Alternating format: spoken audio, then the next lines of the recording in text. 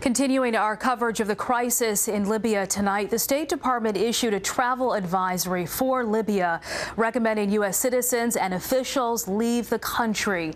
Katie Tur spoke with one local family whose loved one barely escaped when the clashes first began last month. She joins us live from the newsroom. Katie? And Shiva, the population of Libya is not very big to begin with. There's only about 6.6 million people living there right now, meaning Libya's international community is also not so large. Unlike most other ethnic groups, there isn't a Libyan enclave here in the tri-state area, barely even a Libyan restaurant. So tonight we turn to a family you may remember.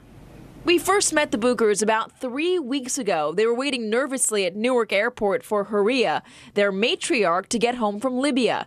She was one of the first people America was able to fly out after the violence began. Did you see the fight? Tonight we caught up with Haria's husband Ibrahim and her son Ahmed to get their perspective on the escalations, and now Saturday's involvement by the United Nations, specifically the United States. The people, they were scared because they under attack from him. But they are hoping with this action from United States and France and others that will destroy his point of power, and it will bring some balance that the people on the ground, they can carry on and get rid of him. The United States has been accused for a long time of meddling in Arab affairs. Is this the same thing that's going on in Libya, or are the Americans welcome?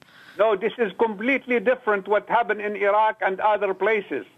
These things been asked by the Libyan people and from their legitimate representative, which is the temporary government now, or that it is not an invasion or not interfering in other people's business. Do you think this is enough to change what's going on over there? Honestly, you're dealing with the way I was brought up and the way we were raised as being a Libyan. We're dealing with the devil.